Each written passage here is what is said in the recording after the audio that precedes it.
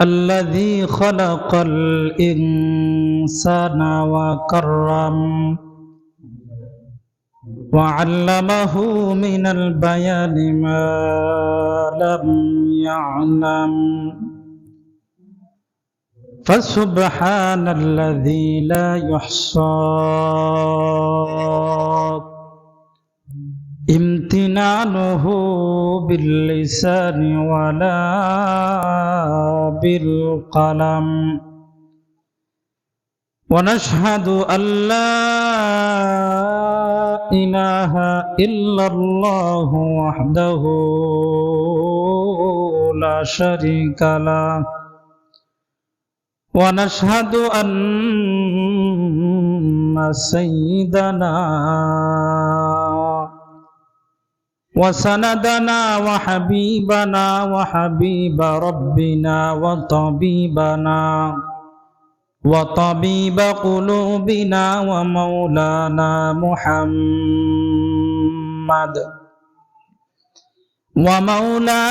محمدا عبده ورسوله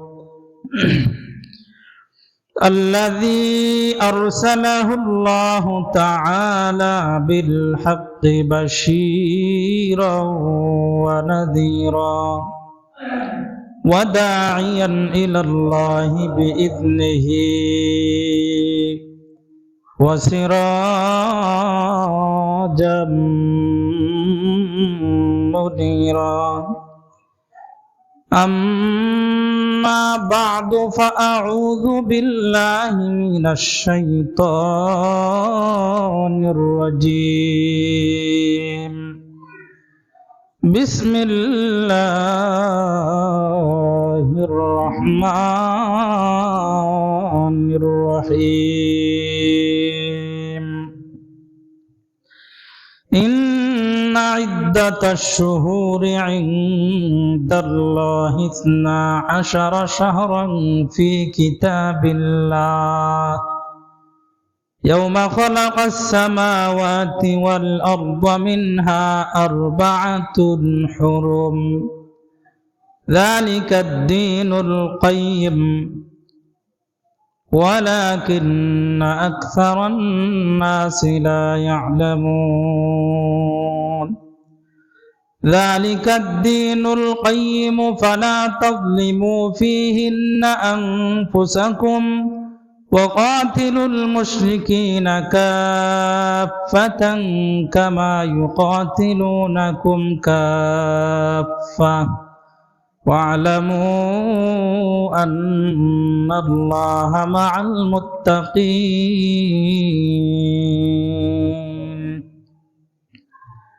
كان رسول الله صلى الله عليه وسلم إذا دخل رجب قال اللهم بارك لنا في رجب وشعبان وبلغنا رمضان صدق الله مولانا العظيم وصدق رسوله النبي الكريم ونحن على ذلك من الشاهدين والشاكرين والذاكرين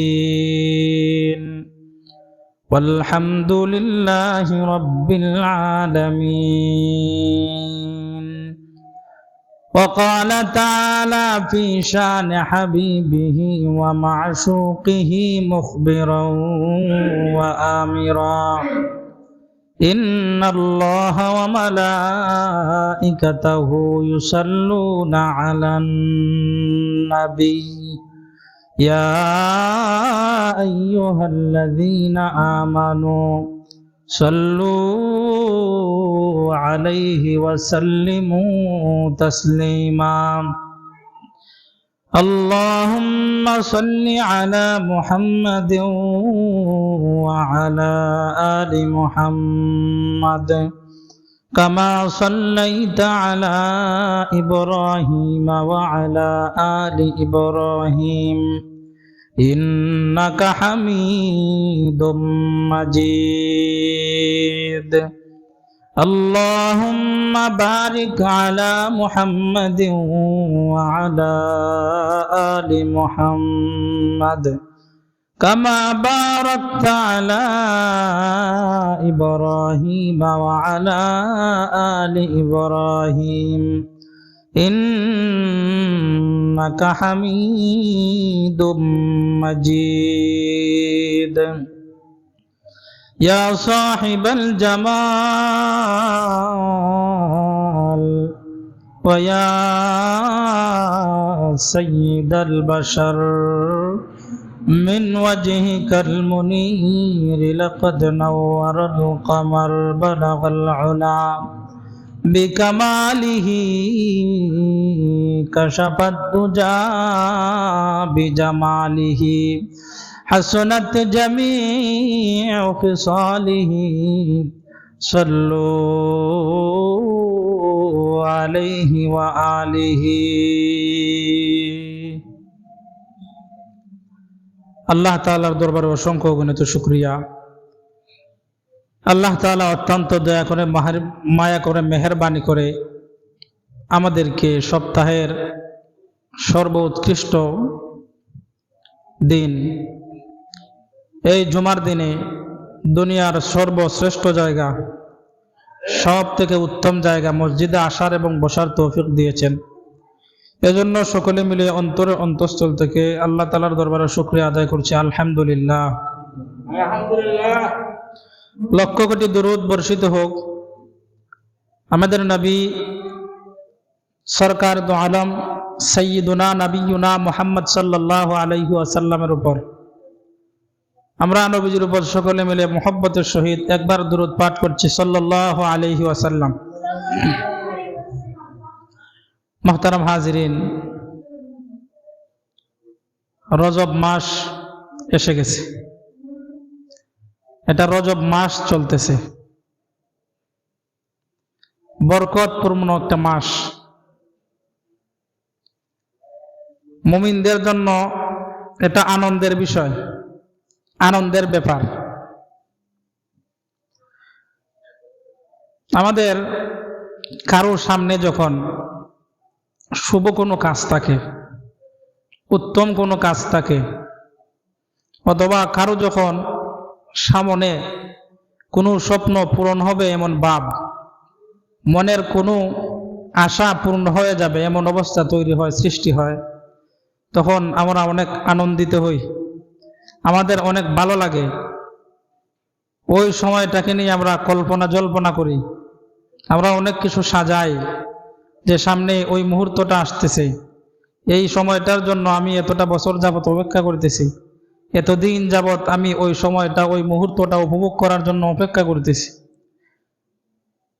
ওই উৎকৃষ্ট সময়টাকে নিয়ে মানুষ কল্পনা জল্পনা সাজাতে থাকে, মানুষ আনন্দিত হয়, উচ্ছ্বসিত হয়, সবার কাছে বলে বেড়ায় যে অমুক তারিখে আমার এই স্বপ্নটা পূর্ণ হতে চাচ্ছে, দোয়া করিও যেন সুন্দরভাবে আল্লাহ তাআলা সমাধা করে দেয়, আল্লাহ যেন আমার স্বপ্নটাকে পূর্ণ করে। এইভাবে মানুষ দোয়া চায় ওনার কাছে, নিজেও আনন্দিত হয়। তেমনিভাবে যখন রজব মাস এসে যায়, তার মানে রমজানের হাওয়া আমাদের গায়ে লাগতে শুরু করেছে, ঠিক কিনা? রজব মাস এসে গেছে, তার মানে রমজানের আর বেশি দিন বাকি নাই, রমজান আসতেছে, আসবে। তো যারা মুমিন আছে, মুমিন বান্দারা রমজানের জন্য অপেক্ষায় থাকে, কারণ রমজান হলো ইবাদতের মৌসুম, ইবাদতের মাস। এই রমজানে ইবাদত করার মৌসুম, এটা রাসূল সাল্লাল্লাহু আলাইহি সাল্লাম নিজে করছেন, উম্মতকেও করতে উৎসাহিত করছে। আমি যে হাদিস পাঠ করেছি, এই হাদিসের মধ্যে রাসূল সাল্লাল্লাহু আলাইহি ওয়াসাল্লাম সম্পর্কে বলা হয়েছে, কানা রাসূলুল্লাহ সাল্লাল্লাহু আলাইহি ওয়াসাল্লাম ইযা দাখালা রজব ক্বালা আল্লাহুম্মা বারিক লানা ফি রজব ওয়া শাবান وبلغنا رمضان এই হাদিস শরীফে রাসূল সাল্লাল্লাহু আলাইহি ওয়াসাল্লামের আমলের কথা বলা হয়েছে। বলা হয় যখন রজব মাস আসতো, রজব মাস যখন এসে যেত, রজব মাস যখন প্রবেশ করত, রাসূল আকরাম সাল্লাল্লাহু আলাইহি ওয়াসাল্লাম দোয়া করতেন, আল্লাহুম্মা বারিক লানা ফি রজব ওয়া শাবান। আল্লাহ আমাদের জন্য রজব মাস এবং শাবান মাসে বরকত দান করুন। ওয়াবাল্লিগনা রমাদান, এবং রমজান পর্যন্ত আমাদের হায়াতকে বাড়ায় দেন, আমাদেরকে রমজান পর্যন্ত পৌঁছাইয়া দেন। রাসূল আকরাম সাল্লাল্লাহু আলাইহি ওয়াসাল্লামের জন্য বরকতের দোয়া করেছেন এবং নিজেও রমজানের জন্য অপেক্ষায় থেকেছেন। আল্লাহ তাআলার কাছে রমজান পর্যন্ত হায়াত বাড়ায় দেওয়ার আকাঙ্ক্ষা ব্যক্ত করেছেন। নবীজি দুনিয়ার কোনো সহায় সম্পত্তির জন্য হায়াত বাড়ানোর কোনো আকাঙ্ক্ষা করেন নাই। কিন্তু আমরা দুনিয়ার মানুষ, আমাদেরকে যদি বলা হয় আগামীকালকে তোমার মৃত্যু অথবা এক সপ্তাহ পরে তোমার মরণ এসে যাবে, ওই ব্যক্তি চাইবে তার যত সহায় সম্পত্তি আছে সকল কিছুর বিনিময়ে আরো কিছুদিন দুনিয়াতে থাকা যায় কিনা, বসবাস করা যায় কিনা। এমন না আমাদের অবস্থা? যদি বলা হয় 1 মাস পরে তোমার মৃত্যু, আজরাইল আইসা তোমার জান কবজ করে নিয়ে যাইব, তখন ওই ব্যক্তি বলবে, আরে দেখো রে, দুনিয়ায় আমার যত অর্জিত সম্পদ ছিল সমস্ত সম্পত্তি আমি তোমাদেরকে দিয়া দিব, তবু আমি এই দুনিয়াতে বাঁচতে চাই, এই দুনিয়ার আলো বাতাস গ্রহণ করতে চাই। আমাদের এই দুনিয়াতে বেশি বেশি জীবিত থাকার আকাঙ্ক্ষা, কেউ মরতে চায় না। মরণের কথা শুনলে আমরা মনে করি যে বয়স তো এখনো হয় নাই, আসবে, আমি বৃদ্ধ হব, লাঠি নিয়ে হাঁটবো, মসজিদে যেতে পারবো না, ঘরে বসে নামাজ পড়বো, আমার চুল পাকবে, দাড়ি সাদা হবে, আমার দাঁত পড়ে যাবে, আমার চামড়া কুচ হয়ে যাবে, তখন আমি মৃত্যুবরণ করবো। এখন তো মরণের সময় আসে নাই। কিন্তু আমরা একবার চিন্তা করি না যে আসার সময় সিরিয়াল আছে কিন্তু যাওয়ার সময় কোনো সিরিয়াল নেই। বাবার আগে সন্তান মৃত্যুবরণ করে, মায়ের আগে মেয়ে মৃত্যুবরণ করে, স্ত্রীর আগে স্বামী মৃত্যুবরণ করে। কার কখন মৃত্যু এসে যায় আমরা জানি না। তবুও আমাদের এই দুনিয়াকে নিয়ে স্বপ্ন দেখার কোনো কমতি নাই। আমরা বেশি বেশি বাঁচতে চাই, কিন্তু বেশি বেশি বাঁচতে গিয়া আমরা আখেরাতের কোনো কামাই করতে চাই না, আখেরাতের কোনো অর্জনের জন্য আমরা বেশি বাঁচতে চাই না। আমাদের বেশি দিন বাঁচার আকাঙ্ক্ষা থাকে দুনিয়া নিয়ে, কিন্তু রাসূল দেখেন এখানে আকাঙ্ক্ষা প্রকাশ করেছেন আখেরাতের জন্য। কি বলছেন? রজব এবং শাবানে বরকত দাও আর রমজান মাস পর্যন্ত হায়াত বাড়ায় দাও। কেন? কারণ রমজান মাস হল ইবাদতের মৌসুম। ওই ইবাদতের মৌসুমটা যেন আমি পাই, আমি যেন ইবাদতের মৌসুম পাইয়া আমার আমল নামায় আরো বেশি করে নেক কাজ যুক্ত করতে পারি। রাসূলের বেঁচে থাকার আকাঙ্ক্ষা ছিল আখিরাতকে উদ্দেশ্য করে, আর আমাদের বেঁচে থাকার উদ্দেশ্য থাকে দুনিয়াকে কেন্দ্র করে। অথচ এই রাসূল সাল্লাল্লাহু আলাইহি ওয়াসাল্লামের উপর আমরা ঈমান আইনা মুসলমান হইছি, নবীজিকে রাসূল মাইনা আমরা মুসলমান হইছি। আমাদের রাসূলের জীবনে কেমন ছিল, রাসূলের আদর্শ কেমন ছিল, আর আমরা মুসলমানরা রাসূলের আদর্শ হারাইয়া কেমন হয়ে গেছি। রজব এবং শাবানে বরকত দান করা মানে হলো, আল্লাহ আমার যে সমস্ত কাজ আছে এই কাজগুলোর মধ্যে বরকত দাও।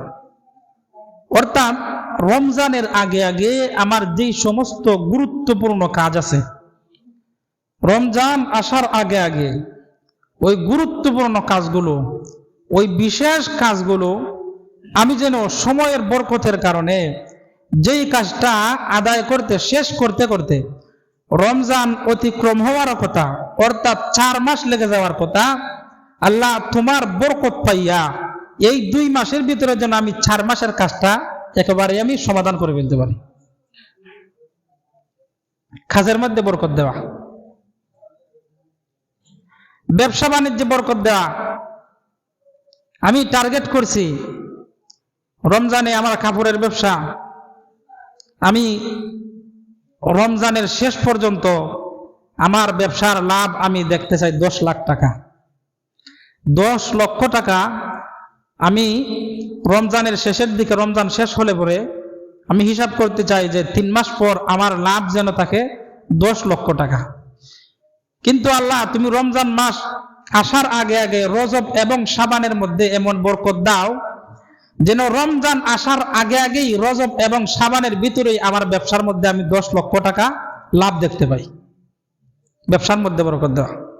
কিন্তু আমাদের এমন অবস্থা, আল্লাহ যদি বরকত দেন, যে লাভের আশা করেছি আমরা রমজানের শেষে গিয়া, রমজান শেষ হওয়ার পর হিসাব করে আমরা 10 লক্ষ লাভ পাইব। যদি রজব এবং শাবানের বরকতে 10 লক্ষ টাকা লাভ হয়ে যায় আমার এই 2 মাসে, তখন আমরা চিন্তা করবো, আরে হইছে না রে, রমজান মাসটাও ব্যবসা করি, মনে হয় আরো 10 লক্ষ টাকা আমি ব্যবসা করতে পারবো। আকাঙ্ক্ষার কোনো শেষ নাই, চাহিদার কোনো শেষ নাই।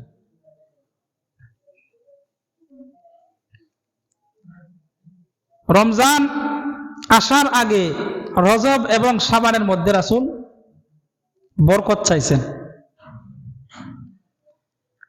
বরকত এমন একটা জিনিস, সামান্য সময়ের ভিতর, সামান্য জিনিসের মধ্যে আপনি অনেক বেশি দেখতে পাইবেন, অনেক কিছু আপনি পেয়ে যাইবেন। আমার একজন উস্তাদ ছিলেন আমাদের মসজিদে, হুজুর 10 বছরের মতো থাকছেন। হুজুরের বাড়ি সোনারঘাট, হুজুর এখনো জীবিত আছে। আমি তখন ছোট হুজুরের কাছে বক্তব্য পড়ি। এক বাড়ি থেকে হুজুরকে খাবার দিছে, একজনের খাবার বালতির মধ্যে করে দিছে, আর 2টা বাটির মধ্যে করে তরকারি দিছে। তখন হুজুরের ছেলেও আসছে, আমিও এশার নামাজের পরে হুজুরের কাছে বসছি। হুজুর বলেন, আসো আমার সাথে খাবারে অংশগ্রহণ করো। আমি দেখতেছি বালতির মধ্যে ভাত একেবারে অল্প, তরকারিও অল্প। আমি না করলাম। হুজুর বলেন, না আসো, সমস্যা নাই, হবে। এরপর হুজুর বালতিটা হুজুরের কাছে নিলেন, নিয়ে আমাদেরকে বললেন, তোমরা হাত ধো।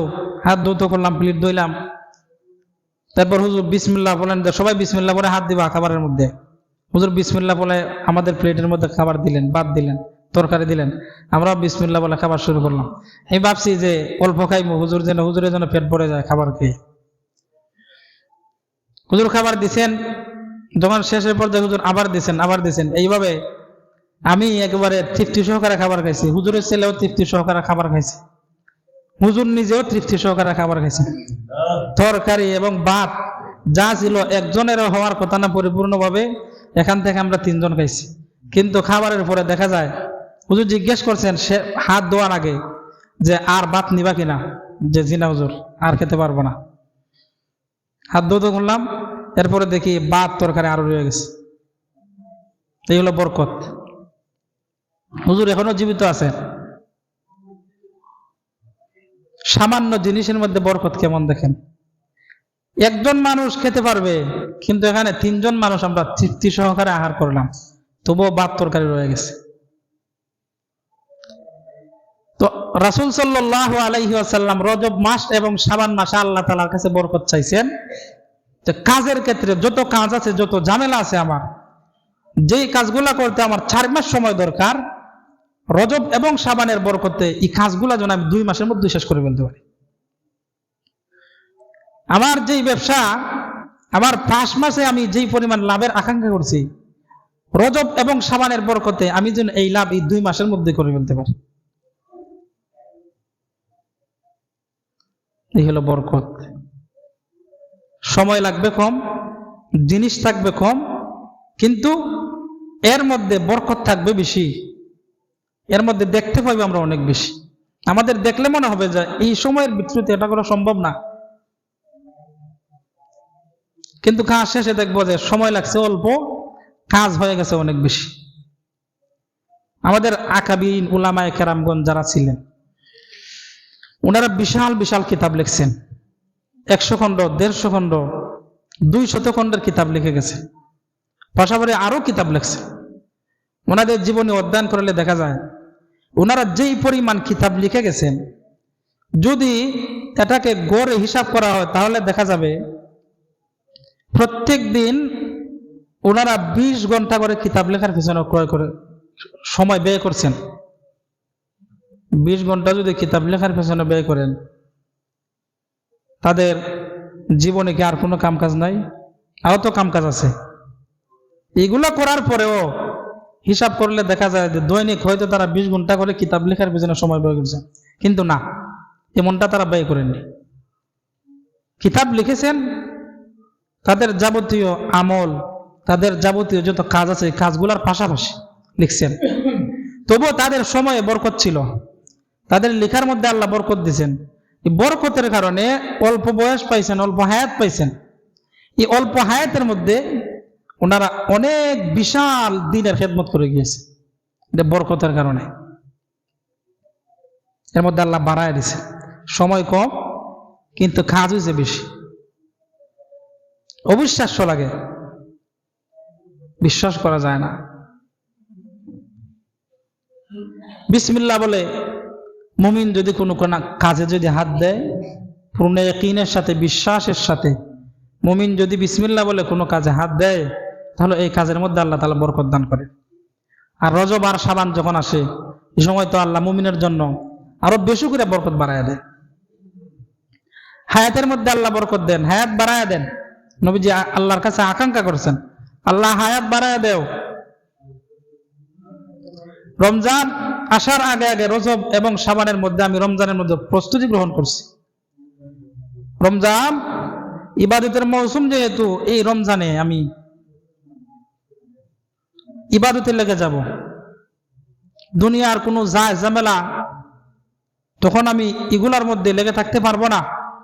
রমজান আসার আগে আগে এগুলা থেকে আমি মুক্তি চাই। রমজান আসার পরপরই মাথা বেঁধে আমি ইবাদতের মধ্যে লেগে যাব।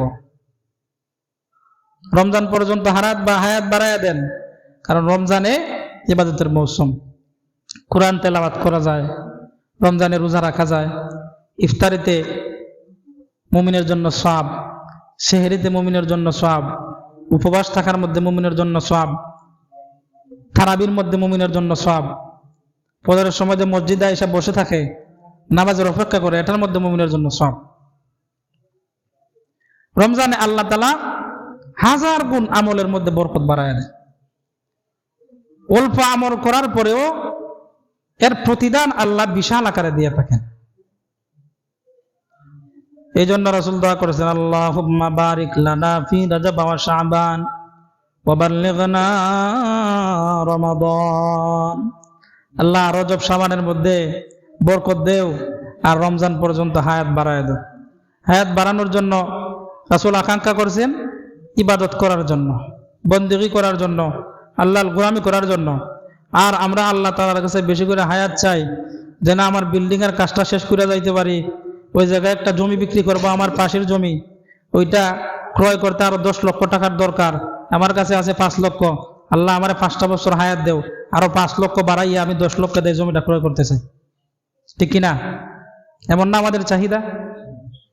অথচ মুমিনের চাহিদা হবে দিন কেন্দ্রিক, দুনিয়া কেন্দ্রিক না।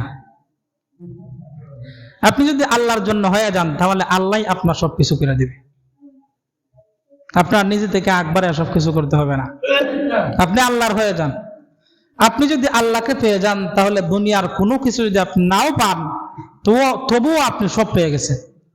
আর যদি আল্লাহকে আপনি না পান, আল্লাহর যদি আপনি হতে না পারেন, দুনিয়ার সব কিছু পেয়ে গেছেন, তাহলে আপনি কিছুই পাননি। কারণ দুনিয়ার জীবনের একটা সময় গিয়ে আমাদের সমাপ্তি আছে, দুনিয়ার জীবনের একটা সময় গিয়ে শেষ আছে, কিন্তু আখিরাতের জীবনের কোনো শেষ নাই। শুরু আছে কিন্তু শেষ নাই, শেষ হবে না আখিরাতের জীবন। এখানে আপনি বিশাল আকৃতির ধন সম্পদের ভান্ডার তৈরি করছেন, সন্তান সন্ততির জন্য জোগাড় করে দিয়ে গেছেন। যখন আপনি মৃত্যুবরণ করবেন, এই সম্পদ আপনার কোনো কাজে আসবে না।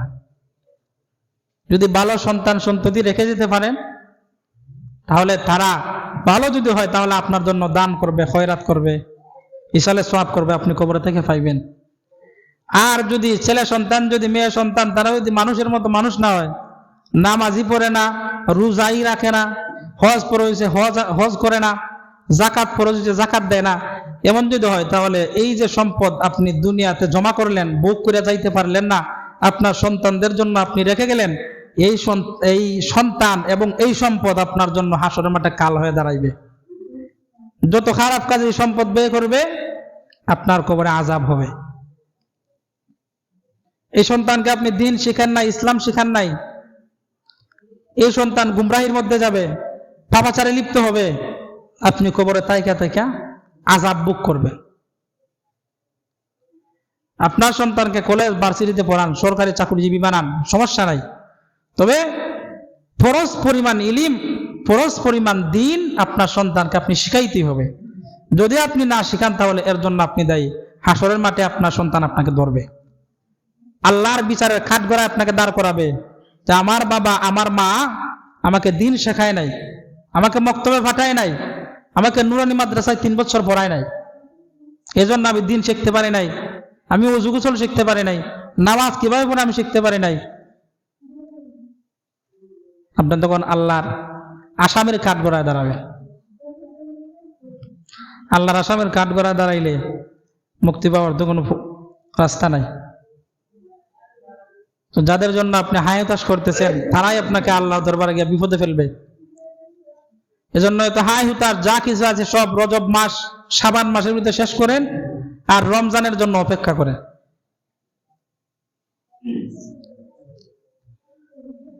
যে আয়াত পাঠ করছে, আল্লাহ বলেন ইন্না ইদ্দাতাশ শুহুরি ইনদাল্লাহি 12 শাহরান ফি কিতাবিল্লাহ ইয়াওমা খালাকাস সামাওয়াতি ওয়াল আরদা মিনহা আরবাআতুন হুরুম যালিকাদ দীনুল কাইয়্যিম ফালা তাযলিমু ফীহিন্না আনফুসাকুম ওয়াকাতিলুল মুশরিকিনা কাফফাতান কামা ইউকাতিলুনাকুম কাফফা ওয়া'লামু আন্নাল্লাহা মা'আল মুত্তাকিন। আল্লাহ যেই দিন থেকে দুনিয়া এবং আসমান সৃষ্টি করেছেন, আল্লাহ যেই দিন থেকে সব কিছু সৃষ্টি করেছেন, ওই দিন থেকে আল্লাহর বিধানে মাস হইল 12টা, এর মধ্যে সর্বোচ্চ সম্মানিত মাস হইল 4টা, জিলকদ, জিলহজ, মুহররম এবং রজব। এই 4টা মাস আল্লাহ তাআলার কাছে আল্লাহর বিবেচনায় সম্মানিত মাস। এই মাসগুলোকে আল্লাহ তাআলা সম্মানিত করছেন। কেন সম্মানিত করছেন? কারণ এই মাসগুলোর মাধ্যমে আমরা রমজানের জন্য প্রস্তুতি গ্রহণ করতে পারি। প্রশ্ন জাগে, আল্লাহ এই 4টা মাসকে সম্মানিত করলেন, রমজানকে সম্মানিত করলেন না কেন? রমজান আলাদাভাবে সম্মানিত, এই 4 মাসের চেয়ে আরো বেশি সম্মানিত রমজান। এই 4 মাসের মধ্যে আমরা ইবাদত বন্দেগী করে রমজানের জন্য প্রস্তুতি গ্রহণ করি। যালিকাদ দীনুল কাইয়্যিম, এটা আল্লাহর সুপ্রতিষ্ঠিত বিধান। ফালা তাযলিমু ফীহিন্না আনফুসাকুম, বলেন এই 4 মাসের মধ্যে তোমরা নিজেদের উপর জুলুম করিও না। এই 4 মাসের মধ্যে নিজেদের উপর জুলুম করব না মানে কি, এই 4 মাস ছাড়া বাকি যারা 8 মাস আছে ওই 8 মাসের মধ্যে নিজের উপর জুলুম করব না। আপনি এই 4 মাসের মধ্যে ট্রেনিং দিবেন, নিজের উপর জুলুম করা থেকে কিভাবে বেঁচে থাকা যায় এই ট্রেনিং নিবেন। এই ট্রেনিং নিয়ে আপনি আরো বাকি যে 8 মাস আছে, এই 8 মাসের মধ্যে আপনি এটা প্রয়োগ করবেন কিভাবে নিজের উপর জুলুম করা থেকে বিরত থাকা যায়। নিজের উপর জুলুম করা মানে এগুলো হলো আশহুরুল হারাম, অর্থাৎ এই মাস সমূহে নিজের উপর অত্যাচার করা, জুলুম করা নিষেধ। নিজের উপর আমরা কিভাবে জুলুম করি? জোহরের আজান পড়ছে, মসজিদে আজান দিছে, এখন আমি মুসলমান হিসাবে আমার উপর দায়িত্ব কি? আমি আমার কাজ করব নাকি মসজিদে যাইব? কি করব? কথা বলেন না, বুঝিনি আমার কথা। মসজিদে আজান পড়ছে, আপনি কাজ করতেছেন, আপনার জমিনে কাজ করেন, তখন আপনার জন্য জরুরি মসজিদে আসা নাকি কাজ করা? কোনটা? মসজিদে আসা। তো আমি যখন আজান শুনলাম, আমার উপর আবশ্যক হয়ে গেল, আমার উপর মুমিন হিসেবে ফরজ হয়ে গেল আল্লাহর ডাকে সাড়া দেওয়া, মসজিদে আসা, নামাজ পড়া। আমি যদি মসজিদে না আসি, হাদিস শরীফে আছে কোনো ব্যক্তি যখন 1 ওয়াক্ত নামাজ ছেড়ে দেয় এটা সে কবিরা গুনাহ করে, আর কবিরা গুনার শাস্তি হলো জাহান্নামের আগুনে সে জ্বলবে। আমি যখন নামাজ পড়লাম না, মসজিদে আসলাম না, নামাজ না পড়ে আমি আমার কাজের মধ্যে ব্যস্ত থাকলাম, তার মানে আমি নামাজ ছেড়ে দেওয়া কবিরা গুনাহ করলাম, আর কবিরা গুনার শাস্তি হিসেবে আল্লাহ তাআলা আমাকে জাহান্নামের লাকড়ি বানাইবেন। আর আমি যেহেতু নামাজ ছেড়ে দিয়ে নিজেকে জাহান্নামের লাকড়ি বানাইছি, আমি নিজের উপরে নিজে জুলুম করছি। নিজের উপর নিজে কি করছি? জুলুম করছি। আল্লাহ বলেন এই 4টা হারাম মাসের মধ্যে তোমরা নিজেদের উপর জুলুম করিও না। নিজেদের উপর জুলুম করবো না মানে অন্য মাসে জুলুম করবে এটা না। এই 4 মাসের মধ্যে নিজের উপর জুলুম না করিয়া, অর্থাৎ আল্লাহর বিধিবিধান সম্পূর্ণরূপে মানবো। মানার দ্বারা নিজেকে আমি তৈরি করে ফেলবো যে এই 4 মাসের ট্রেনিং এর মধ্যে আমি নিজেকে এমন উপযুক্ত করব যে আমি এই 4 মাস গেলে পরে এই 4 মাস ছাড়াও আরো যে বাকি 8 মাস আছে, এই 8 মাসের মধ্যে গুনাহ ছাড়া আল্লাহর ইবাদত বন্দেগীতে আমি লিপ্ত থাকতে পারবো। আর যখন আমি এই ট্রেনিং এর মাধ্যমে বাকি 8 মাস আমি আল্লাহ তাআলার নাফরমানি থেকে বেঁচে থাকবো, তখন আমার আমল, আখলাক, আমার ইবাদত সবকিছু এমন ভাবে চলবে যে দুনিয়ার কোনো যায় ঝামেলা, দুনিয়ার গুনাহ, দুনিয়ার পাপাচার, ওইগুলো আমার আর ভালো লাগবে না। আশহুরুল হুরুম, সম্মানিত মাস, এই মাসে নিজেদেরকে জুলুম থেকে বিরত রাখা। আপনার আত্মীয় আপনার কাছে টাকা পায়, বিপদে পড়ে আপনি টাকা আনছেন, তখন তো যখন টাকা ধার চাইতে গেছেন, কাকুতি মিনিত করে চাচা, বাবা, মামা যা কিছু আছে সবকিছু ডাকছেন, এই তো কয়েকদিনের মধ্যে দিয়ে দেবো, এই আমার ছেলেটা বিদেশ থেকে টাকাটা পাঠাইলে দিয়ে দিব, বেতনটা পাইলে আপনার টাকাটা দিয়ে দেবো। দিন যায়, মাস যায়, বছর যায়, কিন্তু তার মাসও শেষ হয় না, তার দিনও শেষ হয় না, সপ্তাহও শেষ হয় না, তার বছরও যায় না। এই পাওনাদারের পাওনা দেওয়ার তার কোনো নামগন্ধ নাই। এই যে আপনি তার পাওনা টাকা না দিয়া তারা যে কষ্ট দিতেছেন, অন্যজনকে কষ্ট দেওয়া, রাসূল বলেন প্রকৃত মুসলমান ওই ব্যক্তি, আসল মুসলমান ওই ব্যক্তি, খাঁটি মুসলমান ওই ব্যক্তি, যেই ব্যক্তি হাত এবং মুখ দিয়া কেউ কোনো কষ্ট দেয় না। হাত দিয়েও কারো কষ্ট দিবে না, মুখ দ্বারাও কারো কষ্ট দিবে না। এখন দেখেন তো আমরা কাউরে হাত এবং মুখ দিয়া কষ্ট দিই কিনা? কথা বলে মানুষকে আমরা কষ্ট দিই না? হাত দ্বারা এমন কাজ করি, আমার এই কাজের মাধ্যমে ওই ব্যক্তি কষ্ট পাবে, আমরা কষ্ট দিই কিনা? রাসূলের ভাষ্য অনুযায়ী তুমি এখনো প্রকৃত আসল খাঁটি মুসলমান এখনো হতে পারো না। তো আমি এই 4 মাসের মধ্যে আমার হাত এবং মুখ দ্বারা কাউকে আমি কষ্ট দিব না, ওয়াদাবদ্ধ হই। এই 4 মাসের মধ্যে আমি যদি এই ট্রেনিং নিতে পারি, তাহলে বাকি যে 8 মাস আছে, এই 8 মাসের মধ্যেও আমি মানুষকে কষ্ট দেওয়া থেকে বিরত থাকতে পারবো। অন্য মাস সময়ে তো নিজের উপর জুলুম করা থেকে বিরত থাকবই, বিশেষভাবে এই 4টা মাসের মধ্যেও আমরা নিজের উপর জুলুম করা থেকে বিরত থাকবো। সম্মানিত মাস এগুলা। পবিত্র হারাম শরীফ আছে, এই হেরেম শরীফের মধ্যে মক্কা, ওইখানে বাইতুল্লাহ যে এরিয়া আছে, এই হেরেমের মধ্যে সবকিছু আল্লাহ তাআলা হারাম করে দিয়েছেন। একটা মাছিও আপনি মারতে পারবেন না, মশাও আপনি মারতে পারবেন না। আপনার গায়ে যদি বসে তাহলে আপনি তাড়া দিবেন, এটা মারার জন্য আপনার কোনো অনুমতি নাই। এখানে সবাই নিরাপদ, নিরাপত্তার সাথে আছে। কেন সবাই নিরাপদ? কারণ এটা হলো একটা সম্মানিত জায়গা। এই জায়গার মধ্যে আল্লাহ সকলকে কি করে দিয়েছেন? নিরাপদ ঘোষণা করে দিয়েছেন। আপনার শত্রুকে আপনি পাইছেন, যার উপরে আপনার অনেক দিনের ক্ষোভ আছে, যে তারে পাইলে আপনি তারে জবাই করবেন, হত্যা করবেন। আপনার এমন ক্ষতি করছে যে তারে দেখলে অথবা দেখতে হয় না, তার নাম শুনলে আপনার শরীরের রক্ত গরম হয়ে যায়। তো হেরেমে তাওয়াফ করতে গিয়ে আপনি তারে দেখছেন, এমন আল্লাহর নিষেধ, আপনি তার উপরে আক্রমণ করতে পারবেন না। তাই যদি আক্রমণ করতে হয়, হেরেমের যে এরিয়া আছে, এরিয়া বাদ দিয়ে অন্য জায়গায় গিয়ে তাকে আপনি আক্রমণ করবেন। এখানে আক্রমণ করা হারাম, নিষেধ, আল্লাহ তাআলা হারাম করে দিয়েছে। মক্কার এই যে হেরেম আছে এরিয়া, এটা আল্লাহ তাআলা সম্মানিত করছেন। এই জায়গার সম্মানের কারণে সবাইকে আল্লাহ এখানের মধ্যে নিরাপত্তা দিয়েছেন। এই এরিয়ার ভিতর গেঞ্জাম, হানাহানি, রাহাজানি, জুলুম, অত্যাচার কোনো কিছু করা যাবে না। এই যে 12টা মাস আছে, আল্লাহর 12টা মাস, এই মাসের মধ্যেও আল্লাহ এমন ভাবে এই মাসগুলাকে 4টা মাসে আল্লাহ সম্মানিত বানাইছে। অন্য মাস সমূহ যাই করো, এই 4টা মাসের মধ্যে নিজেকে উপযুক্ত করে তোলো আল্লাহর নিকটবর্তী হওয়ার জন্য। তাহলে তুমি বাকি সময়গুলা আল্লাহ তাআলা এই ইবাদত বন্দেগী সুন্দরভাবে করতে পারবা। রাসূল দোয়া করেছিলেন রজব এবং শাবানে আল্লাহ বরকত দেও আর রমজান পর্যন্ত হায়াত বাড়িয়ে দেও। তো রাসূলের হায়াত বাড়ানোর আকাঙ্ক্ষা ছিল দুনিয়া কেন্দ্রিক না, দিন কেন্দ্রিক, দিন কেন্দ্রিক, বেশি ইবাদত করার জন্য। আর আমাদের দুনিয়ার মধ্যে বেঁচে থাকার আকাঙ্ক্ষা হয় দুনিয়া কেন্দ্রিক। দুনিয়ায় আমরা আরো সম্পত্তি কি করতে চাই, অর্জন করতে চাই, আরো সম্পদ বাড়াইতে চাই। তো মুমিনের আকাঙ্ক্ষা হবে, বেঁচে থাকার আকাঙ্ক্ষা হবে দিন কেন্দ্রিক, দুনিয়া কেন্দ্রিক না। আপনি যদি দিনের প্রত্যেকটা খাত যদি আপনি পুঙ্খানুপুঙ্খানুভাবে আদায় করেন, তাহলে দুনিয়া আপনার পায়ের নিচে এমনি এসে যাবে, আপনার গিয়ে খুঁজে আনতে হবে।